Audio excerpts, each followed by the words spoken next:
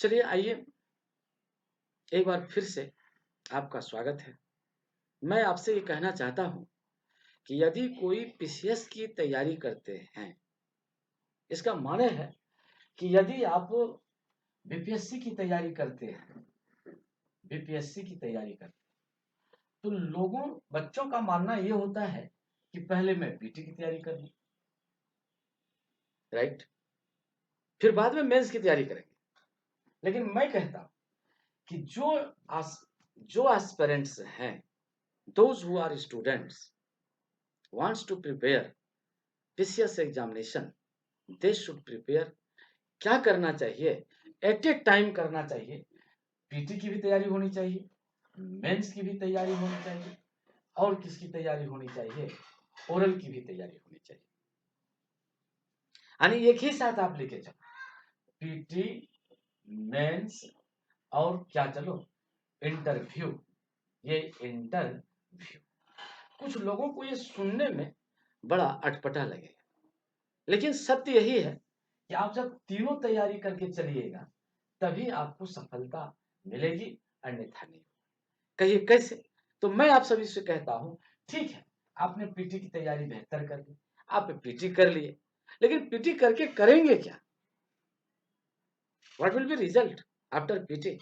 Mains की तैयारी है नहीं, तो फिर मेंस की तैयारी के लिए उसके लिए स्पेशल समय चाहिए, और समय है नहीं, तो उसमें फिर आप मेन में यहाँ पर क्या हो जाएंगे?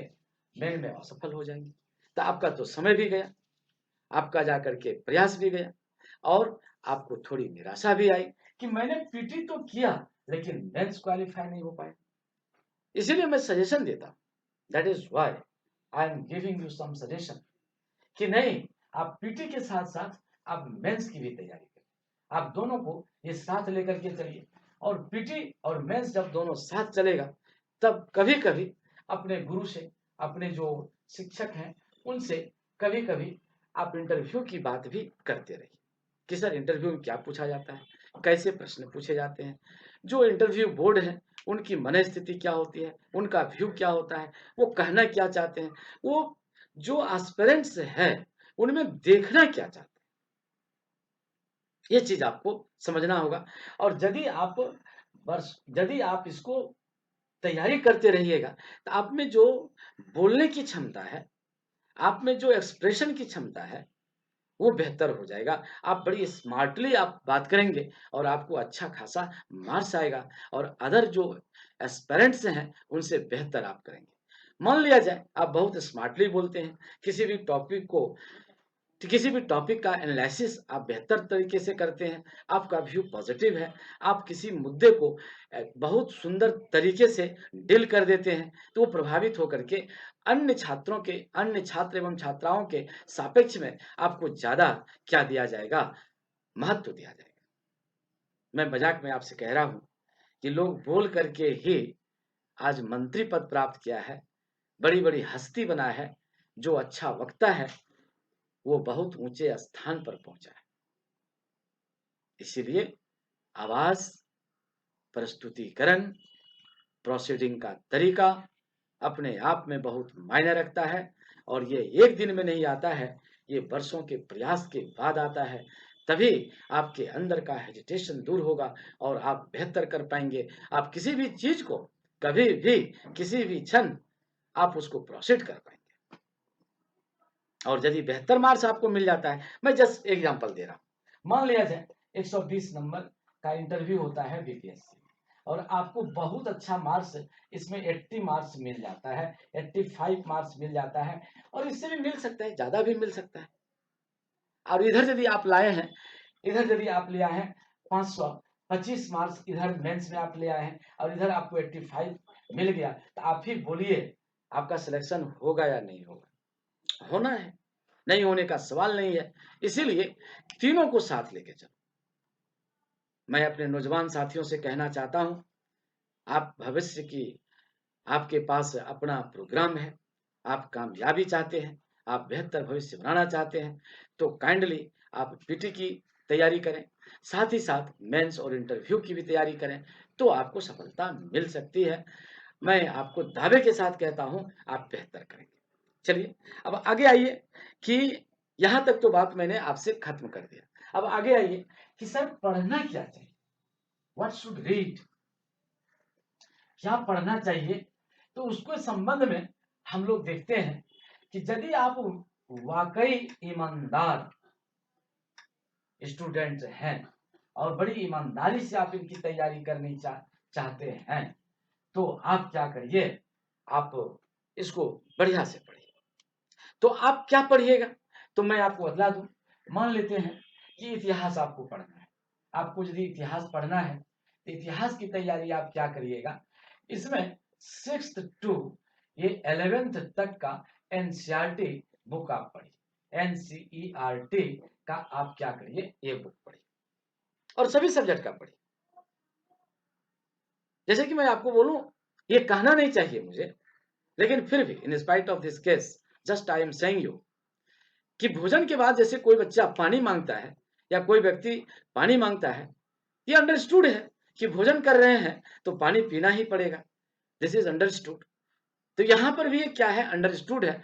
जो लड़का कमीशन की तैयारी करेगा, those student who will prepare commission से एग्जामिनेशन, उसको 11th 6 to 11th का एनसीईआरटी बुक पढ़ना ही चाहिए। इसमें कोई कहीं से भी किसी प्रकार का शंका शुबा नहीं है, इसीलिए आप इसको पढ़िए, ये अंडरस्टूड है। तो सबसे पहली बात इसको ये कर लीजिए। सेकंड बात, अब इस पर हम लोग यहाँ देखते हैं, यदि आपको और पढ़ने की इच्छा होती है तो इतिहास में आप देख लीजिए, ये प्राचीन भारत का जो इतिहास होगा, ये प्राचीन भारत का इतिहास, ये प्राचीन भारत का ये जो इतिहास होगा, इसमें आप क्या करिए, एनसीईआरटी तो पढ़िए ही, और इसमें झा श्रीमाली की पुस्तक पढ़िए। इसमें आप क्या पढ़िए, झा श्रीमाली। ये इतिहास में इसमें आप किसका पुस्तक पढ़िए, ये झा श्रीमाली की पुस्तक पढ़िए। ये झा श्रीमाली की आप क्या करें, आप पुस्तक पढ़ें। ये इसके लिए एंशियंट प्राचीन भारत के इतिहास के लिए आप झा श्रीमाली की पुस्तक पढ़ें। अब मध्यकालीन भारत के इतिहास के लिए जो पढ़िएगा, मध्यकालीन भारत के इतिहास के लिए, मध्यकालीन ये भारत का इतिहास, ये भारत का ये है इतिहास। तो आप इसमें क्या करिए, एनसीईआरटी का बुक तो पढ़िए ही, साथ ही साथ मैं बहुत आप पर प्रेशर नहीं डाल रहा हूं, आप इम्तियाज अहमद सर का पुस्तक पढ़िए। आप इम्तियाज अहमद सर का, इम्तियाज अहमद सर का आप क्या करिए, आप पुस्तक पढ़िए। ये बहुत शॉर्ट स्वीट में आपको जानकारी प्रदान करता है। इससे आपका एक कंसेप्ट बनेगा and after that you can solve different types of question which will come in medieval history। बहुत अधिक पीछे पढ़ने की आवश्यकता नहीं है। और थर्ड पॉइंट में आपको मैं बोलूं कि आधुनिक भारत का यदि इतिहास आपको पढ़ना है, आधुनिक भारत का इतिहास यदि पढ़ना है, आधुनिक भारत का इतिहास यदि पढ़ना है, आप बीएल ग्रोवर का पढ़िए। आप किसको पढ़िए, ये बीएल आप ग्रोवर का आप क्या करिए, ये पुस्तक पढ़िए। ये सब बात कवर कर जाएगा। Each and every topic will cover with in this book. इस बुक के अंतर्गत मॉडर्न हिस्ट्री का पूरा चीज आपको कवर कर जाएगा। और जो कुछ भी पढ़िए, बेहतर रूप से पढ़िए, कंसेप्ट के आधार पर पढ़िए, फैक्ट को समझिए, तभी पढ़िए, और अन्यथा पढ़ने से कोई फायदा नहीं होगा। ऐसा नहीं कि हम इसको यूं ही पढ़े चले जा रहे हैं, ऐसा नहीं करना है। और मैं आपको बताऊं कि जो कुछ भी आप पढ़ें उसका नोट्स आप अवश्य बनाएं। जो कुछ भी आप पढ़िएगा, आप क्या करिए, उनका नोट्स बनाइए। उनका क्या करिए, एकदम सुंदर सा पुस्तक, एकदम नोटबुक बुक बनेगा, और इसको आप क्या कर लीजिए, नोटबुक बनाइए। और नोटबुक बना करके बार बार इसको आप क्या करिए, ये रिवीजन करिए। ये बार बार इसका क्या करिए, रिवीजन करिए, इसका मनन करिए, इसका चिंतन करिए। तो इससे क्या होगा, आपकी जो मेमोरी पावर है, your memory power will be increase, और आप कभी भूलेंगे नहीं। कमीशन कहता है कि साहब, आप जिस बात को समझते हैं उसको बेहतर ढंग से समझिए, तभी आपकी सफलता करीब होगी। अच्छा, अब हम लोग यहां से देखते हैं कि इंडियन पॉलिटी में क्या पढ़ना होगा भाई। तो इंडियन पॉलिटी में आप क्या करिए, ये जो इंडियन पॉलिटी है, ये इंडियन पॉलिटी है, इसमें आप क्या करिए, अभी बड़ी पॉपुलर है लक्ष्मीकांत का बुक, ये बड़ी पॉपुलर है। ये है लक्ष्मीकांत का ये पुस्तक ये लक्ष्मीकांत के द्वारा लिखी गई जो इंडियन पॉलिटी पर पुस्तक है, आप उसको पढ़ें। और हम लोग भी उसमें पढ़ा करते थे, सुभाष कश्यप की बुक पढ़ते थे, हम लोग पढ़ते थे सुभाष कश्यप, ये सुभाष कश्यप की बुक पढ़ते थे, अभी भी बच्चे पढ़ते हैं। हम लोग डीडी बसु की पुस्तक पढ़ते थे, ये डीडी बसु की पुस्तक पढ़ते थे, आप इसको पढ़िए। ओ इसी से आपका क्या चल जाएगा, काम चल जाएगा। और सबसे बड़ी बात तो ये है, जब शिक्षक पढ़ाएंगे तो मेरा मानना है कि हम लोग जितना पढ़ाते हैं उसी से प्रश्न लड़ना ही लड़ना है, नहीं लड़ने का कोई सवाल नहीं उठता है। जो काम आप 2 साल में करेंगे वह शिक्षक उस सब्जेक्ट में 2 महीने के अंदर कर देंगे, आपकी सफलता सुनिश्चित हो जाएगी, आप बेहतर करेंगे, समय आपका बच जाएगा, सफलता करीब आ जाएगी। देखिए, अब इसके बाद चलिए मैं आपको बतलाता हूं, आगे चलिए, ये चलते हैं हम लोग इंडियन इकोनॉमी चलते हैं।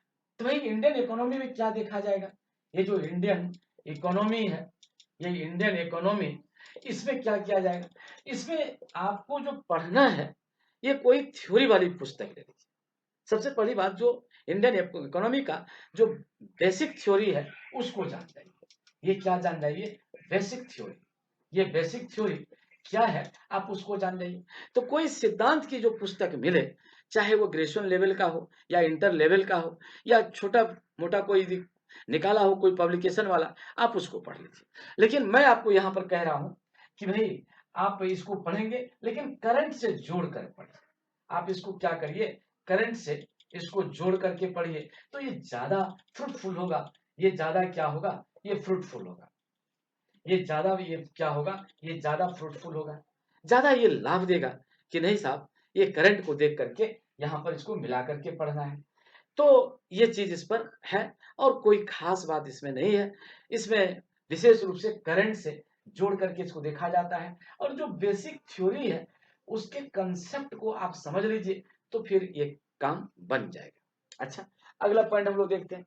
अब ज्योग्राफी में देखिए, ये ज्योग्राफी में किसकी पुस्तक पढ़नी चाहिए भाई, तो ज्योग्राफी में जो हम लोग देखेंगे, तो आप इसको देखिए, ज्योग्राफी में जो हम लोग देखते हैं ये ज्योग्राफी में, ये ज्योग्राफी में है। तो हमने पहले पहले आपसे कह दिया है कि ज्योग्राफी को 3 पार्ट में आप बांट करके देखिए। Please divide into 3 parts, after that your concept will be clear और आप बेहतर करेंगे। तो सबसे पहली बात, आप इसमें वर्ल्ड को देखिए, आप इसमें वर्ल्ड को देख लीजिए। फिर आप इसमें क्या देख लीजिए, इंडियन ज्योग्राफी को देख लीजिए, इंडियन ज्योग्राफी, ये इंडियन ज्योग्राफी को देखिए। अब फिर आप क्या देख लीजिए, आप मैप को देख लीजिए, ये मैप को देखिए।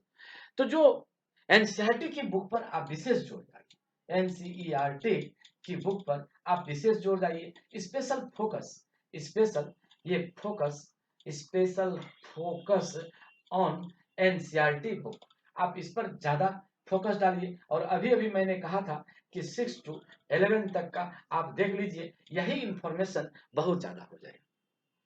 इसके लिए कोई अतिरिक्त बुक पढ़ने की आवश्यकता नहीं है, यही जो एनसीईआरटी का बुक है वो सफिशिएंट है। इसमें आप क्या प्राप्त कर सकते हैं, much more information by this book. और अपने आप को आप क्या देखेंगे कि बड़ी आप में पावर आ जाता है, क्षमता आ जाती है, आपको समझदारी बढ़ जाती है। क्यों भाई, इसलिए इसमें जो कुछ भी बातें कही गई हैं या कही जाती हैं वो पूर्णतः शोधित होता है, वो क्या होता है, पूर्णतः बेहतर होता है। तो ये चीज आप ध्यान रखिए और एक मैप को आप बराबर देखते रहिए, हर हमेशा इसको आप देखते रहिए। कहे मैप यदि आप देखिएगा तो इससे बड़ी फायदा क्या होगा कि यदि आप ऑप्शनल में भी कोई सब्जेक्ट लिख रहे हैं, मान लेते हैं कि यदि ऑप्शनल में ही आप कोई ज्योग्राफी लिख रहे हैं या मान ली हिस्ट्री ही आप लिख रहे हैं ऑप्शनल सब्जेक्ट में, या जीएस में ही हिस्ट्री आप लिख रहे हैं, तो आप उसको मैप बना करके बेहतर तरीके से दिखा सकते हैं, लोकेट कर सकते हैं। जैसे कि मैं आपको बोलूं, आप इंडस वैली सिविलाइजेशन को आप मेंस में आपको लिखना है, तो इंडस वैली सिविलाइजेशन के बारे में आप आसानी से आप उसको दर्शा सकते हैं कि देखिए इंडस वैली सिविलाइजेशन में इस प्रकार से है। तो आप इसको लोकेट कर दीजिएगा तो जो एग्जामिनर होंगे वो बहुत खुश हो जाएंगे। अब जीएस का ही है, मान लीजिए कि आप जीएस में मुंडा विद्रोह को आप दिखा रहे हैं, तो भाई वो यदि मैप आप बिहार का बढ़िया से बना लेते हैं और सुंदर तरीके से आप उसको दिखा देते हैं कि ये इन स्थानों से ये विद्रोह हुआ, यहाँ तक फैला, तो बोलिए आप सब चीज़ जब दिखा रहे हैं, तो एग्ज़ामिनर प्रसन्न होंगे ही। ये स्वाभाविक मैटर है। क्यों साहब? हर पोर्शन से आपने क्या कर दिया, उसको इंगित कर दिया, दर्शा दिया, विश्लेषित कर दिया। Each and every point well expressed, well focused, well analysed. इसीलिए ज्योग्राफी को बढ़िया से देखो और मैप पर पकड़ बनाओ। कोई बड़ी बात नहीं है। आप मैप 10 दिन, 5 दिन बनाते रहोगे, देखते रहोगे, बस काम बन जाएगा। और करना क्या है कि हर हमेशा अपने टेबल पर एक क्या रखना है, मानचित्र रखना है। एक बिहार का मानचित्र रखना है, एक बिहार का हम लोग देख लेंगे, ये बिहार का क्या रखना है, ये मानचित्र रखना है, एक बिहार का मानचित्र। दूसरा, इसमें इंडिया का हम लोग रख लेंगे, इंडिया का। और तीसरा हम क्या किसमें रख लेंगे, ये वर्ल्ड का रख लेंगे। और जब फुर्सत की घड़ी मिलेगी, बस उसको उलट के देखेंगे कि कहाँ है, क्या चीज पे है। तो इस पर हम लोग बढ़िया से इसको देखेंगे, तो ये बड़ा अच्छा कार्य करेगा। और जो मैंने कहा, आप उसी का केवल एनसीईआरटी की बुक पढ़िए। दैट बुक इज इन और क्या कर सकते हैं, very beneficial for everybody one who wants to prepare BPSC और बीसीएस और यूपीएससी एग्जामिनेशन। इसके बाद हम लोग देखते हैं साइंस की पुस्तक। देखिए, ये साइंस का पुस्तक। तो साइंस की पुस्तक को पहले चैप्टर वाइज पढ़ जाइए। तो हम ये नहीं कहते कि आप इंटर लेवल का पढ़िए, 10th तक का पढ़िए, ओनली 10th तक। ये 6 से लेकर के 6 टू ये 10 तक का पढ़िए। ये बहुत ज्यादा नहीं इससे पूछा जाता है, काहे इंटर बहुत ज्यादा हो जाता है। तो इसमें 6 से 10 पढ़िए और सामान्य चीज पढ़िए। ये क्या पढ़िए, सामान्य चीज पढ़िए। और जो नित्य परिवेश में आ रहा है उसको आप देखिए। तो इसमें क्या करना है, चैप्टर वाइज पढ़ जाइए। और जो पुस्तक है उसको एनसीईआरटी से देख जाइए, एनसीईआरटी से देख जाइए। और जो छोटे छोटे ऑब्जेक्टिव क्वेश्चन जो पूछे जाते हैं, उस ऑब्जेक्टिव क्वेश्चन पर आप क्या करिए, आप फोकस डालिए, उसको देखते रहिए। तो यह भी आपका क्या हो जाएगा, कंट्रोल हो जाएगा और आप बेहतर कर जाएंगे। इसके बाद आप साइंस एंड टेक को देख लीजिए।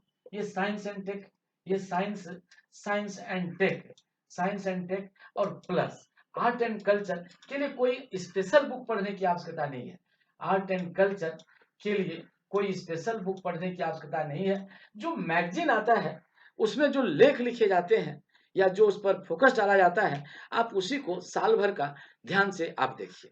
और जो बातें आती हैं उनको आप फोकस डाल दिए, उसको पढ़िए, आपका काम बन जाएगा।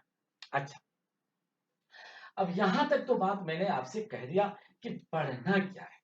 तो भाई आप ये बात को आप इसको पढ़ लिए, तो ये बहुत ही महत्वपूर्ण बात मैंने आपको समझा दिया।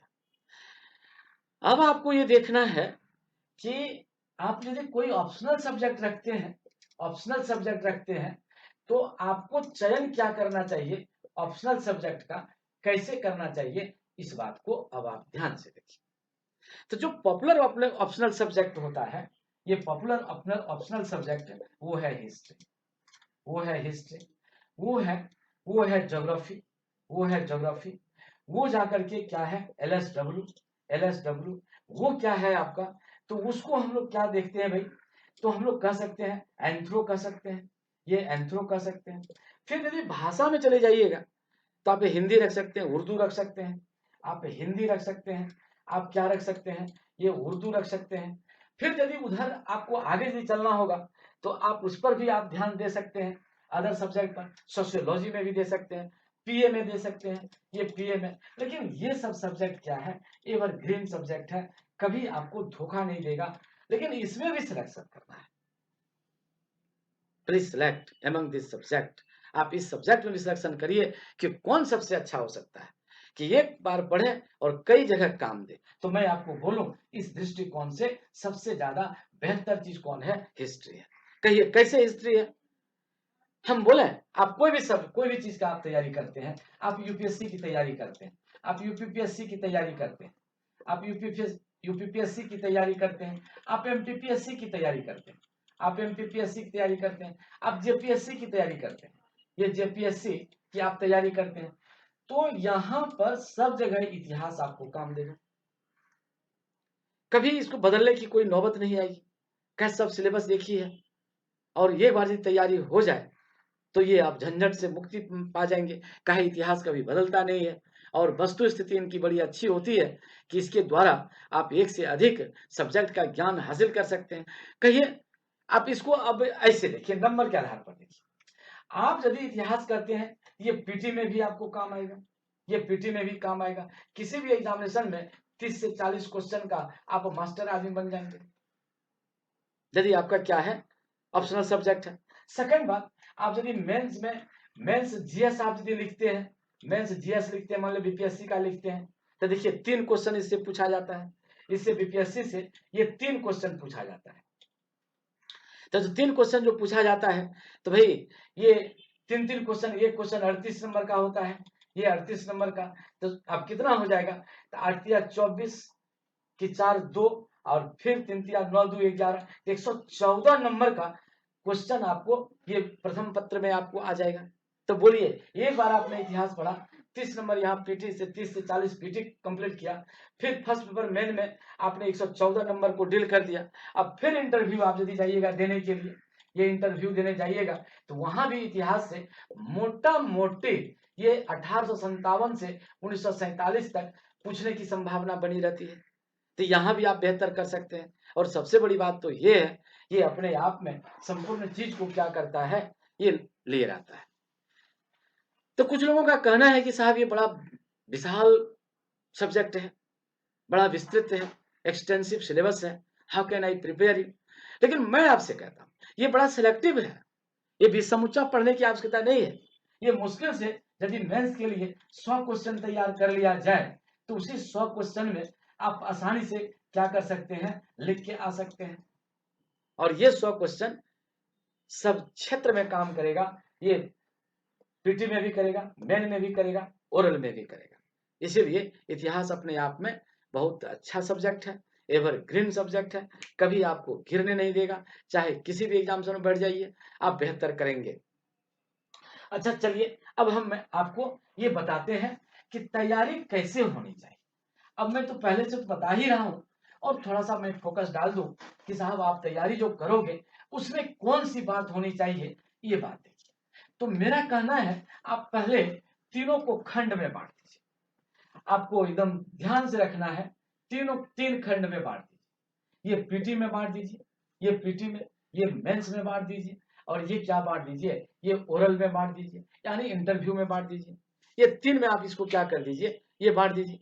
तो जब ये 3 में जब ये बांट दीजिए, तो ये पीटी का क्या कर दीजिए, इसका नोट्स बनाइए, इसका नोट्स बनाइए, और इसको टाइम मैनेजमेंट, इसका टाइम कर दीजिए कि हमको अमुक समय तक क्या करना है, ये पीटी की तैयारी करनी है। सेकंड बात, आप क्या करिए, मेंस का तैयारी करिए। मेंस में जैसे कि कोई ऑप्शनल सब्जेक्ट आप हिस्ट्री रखे हैं, तो हिस्ट्री को एकदम लगातार पढ़िए, और जो पढ़ते हैं उसको लिखिए, आप अपने से लिखिए। मान लेते हैं कि आप फ्रेंच रेवोल्यूशन लिखना है, ये फ्रेंच रेवोल्यूशन, ये फ्रेंच रिवॉल्यूशन लिखना है, तो आप उसको क्या करिए, आप उसको लिखिए और रोज लिखिए। बांट दीजिए कि भाई हमको मॉडर्न हिस्ट्री में लिखना है, मेडाइवल में लिखना है, वर्ल्ड हिस्ट्री में लिखना है, ये हमको लिखना ही लिखना है। इसके बाद आप क्या कर दीजिए, ये ओरल का कभी कभी यदि हो, अपने मित्र में भी मजाक में भी कहिए कि भाई मेरा जरा सा साक्षात्कार ले लीजिए, या अपने शिक्षक से कहिए कि सर आज थोड़ा सा साक्षात्कार ले लिया जाए। तो थोड़ा मजाक लोगों को लगेगा, शिक्षक भी बोलेंगे अभी पीटी नहीं किया है, अभी मेन ने किया है, तो तुरंत इंटरव्यू ही की बात करते हो। लेकिन जो समझदार शिक्षक होंगे आपकी बात को समझेंगे, और क्यों, यह जो बोलने का अभ्यास है ना, ये जो आपकी प्रस्तुतिकरण है, प्रोसीडिंग का तरीका है, it not comes in one day. ये एक दिन में नहीं आता है, इसके लिए वर्षों प्रयास करना पड़ता है, बेहतर तथ्य को समझना पड़ता है, तो इसके लिए निरंतर प्रयास जरूरी है। तो इस प्रकार से आप तीनों को क्या करके लेके चलिए। तो अब हमको यहाँ पर ये देखना है कि यहाँ पर जैसे कि अब पीटी आप क्वालिफाई कर गए, अच्छी बात है, धन्यवाद। अब मेन में जब चलना है, तो हमको बीपीएससी मेन का ही मैं बता रहा हूँ। यदि आप बीपीएससी मेन में बैठने जा रहे हैं, यदि मेंस में आप बैठने जा रहे हैं, तो आप भाई इसमें तीनों पेपर को देख लीजिए। तो जीएस का फर्स्ट पेपर है, जीएस का फर्स्ट पेपर है, ये जीएस सेकंड पेपर है, ये जीएस सेकंड पेपर, और एक एक आपका क्या चलता है भाई, एक ऑप्शनल चलता है। तो फर्स्ट पेपर में जो हम लोग देखेंगे, इसमें कौन कौन आ गया भाई, इसमें आ गया आपका हिस्ट्री आ गया, ये हिस्ट्री आ गया, कौन आ गया, ये इंडियन पॉलिटी आ गया, कौन आ गया, तो ये हम स्टेट्स देखते हैं, स्टेट्स देख लेते हैं। तो ये इसको देखिए। अब इतिहास का जो प्रश्न है, मोटा मोटी इसमें 20 गो प्रश्न है, पढ़ना पड़ता है। 20-22 प्रश्न आप पढ़िए, कला के क्षेत्र में पढ़ लीजिए, फिर जाकर के विद्रोह के क्षेत्र में पढ़ लीजिए, फिर 1857 क्रांति का पढ़ लीजिए, और जो मैं बताऊंगा तो कहूंगा, अब वहां तो समय तो अभी है नहीं, लेकिन मैं आपको बता रहा हूं कि आप इसको पढ़िए और वो सिलेक्ट कर लीजिए। और जो पिछले साल जो पूछा है, प्रीवियस क्वेश्चन जो पूछा है, उसको देखिए और उसको एक सिलसिलेवार ढंग से क्वेश्चन को लिख डालिए अपने नोट्स बुक में, आप उसको लिख डालिए और लिखने के बाद आप रोज प्रयास करिए। आप केवल पीटी पीटी पीटी मत करिए, उसका टाइम मानिए। ऐसा नहीं कि दिन भर पीटी पढ़ रहे हैं। आप किसी लड़के को, बच्चे को देखिएगा, गजब की मानसिकता है साहब, क्या कर रहे हो भाई, तो पीटी पढ़ रहे हैं। अरे पीटी पढ़ के करोगे क्या? हाँ ठीक है, कंप्लीट कर जाओगे, after that what will be result? तो फिर तो आप मेंस की तैयारी नहीं किए हैं, तो श्योर है आपको तो खोना ही खोना है। लेकिन जो होशियार है, जो ईमानदारी से तैयारी करता है, वो एकदम बांट देता है कि पीटी हमको क्या करना है, 4 घंटा पढ़ना है, मेंस भी हमको 4 घंटा पढ़ना है, 8 घंटा, और फिर यदि आधा यदि और अधिक पढ़ें तो बढ़िया बात है, नहीं तो 8 घंटा तो श्योर ही पढ़ना चाहिए। तो अब क्या करिए, अब यहाँ पर आप प्रीवियस ईयर का क्वेश्चन निकालिए और निकाल करके देखिए। जैसे कि मान लीजिए प्रश्न आया हुआ है, मुंडा विद्रोह का विश्लेषण करिए या मुंडा विद्रोह के कारण और परिणाम को दर्शाइए। तो आप उसको पहले नोट्स बना लीजिए, फिर आप उसको लिखिए और देखिए कि 25 मिनट में हम इसको लिख सकते हैं, लिख सकते हैं। मैं आपको बोलूं, यदि आप यह प्रयास 6 महीना करते हैं, आप you will be good draftsman, आपकी drafting capacity will be increase और आप किसी भी एस्पिरेंट से बेहतर मार्क्स प्राप्त कर सकते हो। ये मेरा वर्षों का अनुभव कहता है। और आप बड़ी ठोस किसी भी चीज को प्रस्तुतिकरण का जो तरीका होगा, अनपैरेलल होगा। कोई भी लड़का आपका पीछे नहीं कर सकता है, पीछा नहीं कर सकता है। आप सबसे अव्वल दर्जे का होंगे, you will B apex body.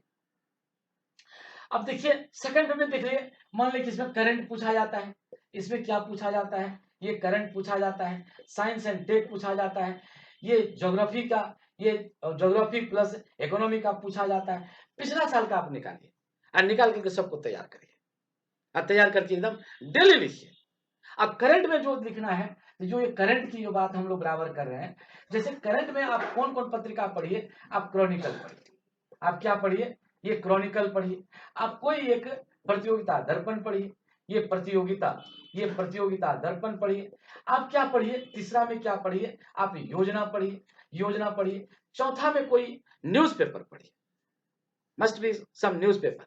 जैसे आप सहारा पढ़िए, ये ये जैसे हम लोग कह सकते हैं जनसत्ता, जनसत्ता बहुत अच्छी हो, ये न्यूज़पेपर है। या जो यदि मिलता है तो सहारा भी अच्छा है, ये सहारा भी अच्छा है। ये सब आप हिंदुस्तान को भी पढ़ सकते हैं, आप हिंदुस्तान को पढ़िए और जो रेलिवेंट चीज है उस पर फोकस डालिए। जैसे कि राष्ट्रीय स्तर का न्यूज क्या है, ये राष्ट्रीय स्तर का क्या है, अंतरराष्ट्रीय स्तर का क्या है, अंतरराष्ट्रीय स्तर का क्या है, या जो आलेख दिया गया है या जो उस पर लिखा है उसको आप देखिए और ये सब एकदम तैयार करिए और सबका कटिंग करके आप अपने एक फाइल में उसको रखिए। और जब फाइल में रहेगा तो वो बड़ा भारी काम करेगा कि मेंस के लिए क्या लिखना है, कैसे लिखना है। वो चीज जो फाइलिंग में, जो आप फाइल में रखे हैं, वो बहुत अच्छा काम करेगा। और सब दिन प्रयास करिए कि हमको इसको देखना है। और जब कभी भी देखिए एकदम विथ मैप देखिए, जब कभी भी आप देखिए, कैसे देखिए, एकदम विथ मैप देखिए और उसको देख करके आप उसको लिखिए और अपने जो शिक्षक हैं उनको दिखाइए, सर काइंडली इसके ऊपर देखा जाए कि क्या गलत है, क्या सही है, क्या जोड़ना चाहिए। और बड़ी विनम्र भाव से कहिए, अपने में किसी प्रकार की घमंड ना हो, अपने में ये बात नहीं होनी चाहिए कि जो कुछ भी हूं मैं ही हूं, मेरे आगे कोई नहीं है, यही चीज नहीं होनी चाहिए। जैसे जैसे लोगों में ज्ञान बढ़ता है, वो व्यक्ति क्या होता है, झुक जाता है, वह व्यक्ति घमंडी नहीं होता है। जैसे फल में, जैसे वृक्ष में जब फल लग जाता है तो वृक्ष झुक जाता है। तो ये बात आप में होनी चाहिए। तो इस प्रकार से आप क्या करें, तैयारी करें। और टाइम आपके पास है ही नहीं, कभी भी टाइम आपके पास नहीं है। और क्या करें? और मैं आपको बताऊं मेरे प्यारे बच्चों, मैं आपको बतलाऊं कि आप जिस समय सोते हो, अचानक मत सो जाओ। बेड पर जाते हो और सो जाते हो, ये मजदूर का लक्षण है। ये मजदूर का लक्षण है। ईटा ढो के आया, खाया, तुरंत हाँ, हाँ, करने लगा। ये नहीं, आप सबसे पहले जैसे ही सोते हो, तो आप सबसे पहले क्या करो, तंद्रा की अवस्था में जाओ। ये तंद्रा की अवस्था में, और सोचो कि मैंने पीटी सेक्शन में क्या पढ़ा, मैंने मेन सेक्शन में क्या पढ़ा, मैंने नया चीज क्या कायम किया। इसके बाद फिर तंद्रा की सेक्शन में जाने के बाद, इसके बाद तब आप निद्रा में चले जाओ। तब आप निद्रा में जाओ, और जिस समय आप उठते हो उस समय फिर से इसको सोचो। तुरंत उठ मत जाओ। इसके बाद करवट बदल करके आप उसको फिर सोचो कि भाई अब हमको उठना है, तो उसमें सोच लेना है कि भाई ये चीज हमने पढ़ा। आपको वर्षों तक याद होगी, एकदम याद रखना, आप जीवन भर याद रखेंगे। लोग कहता था ना कि भारत के जो ऋषि मुनि होते थे, वो जाकर के 1000 साल की बात याद रखते थे। कैसे याद रखते थे? यही है चिंतन, यही है मनन। आप अपने चिंतन करिए, मनन करिए, तभी जाकर के ये बातें आपकी याद होगी। और मैं आपको सबसे बढ़िया पैमाना बता दूं कि रियल में आप पढ़े हैं या नहीं पढ़े हैं, इसका सबसे बड़ा पैमाना है कि जब स्वप्न अवस्था में आपको पूरा इतिहास याद हो जावे, तो आप समझिए कि अब मैं पढ़ने लगा हूं। और यदि सिंधु घाट सभ्यता स्वप्न में नहीं आता है, कोई दूसरी बात सब स्वप्न में आता है, तो आप समझिए रास्ता में आपका गड़बड़ है। इसीलिए जो चीज दिन भर आपने पढ़ा, वो चीज आपके मस्तिष्क में आनी चाहिए। आफ्टर दैट, यही है एक्यूरेसी ऑफ योर स्टडी। यही है पैमाना कि वाकई आप तन मन धन से पढ़े।